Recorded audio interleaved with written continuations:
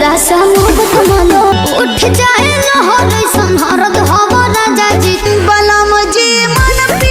আমি বুঝলাম না সব জায়গায় ক্যামেরাম্যান কিভাবে প্রস্তুত থাকে। এ কোনো সাধারণ জিনিস নয়লা। আই এম তো অবাক। ও ভাই রে ভাই, কেউ আমাকে হাসপাতাল নিয়ে যাও।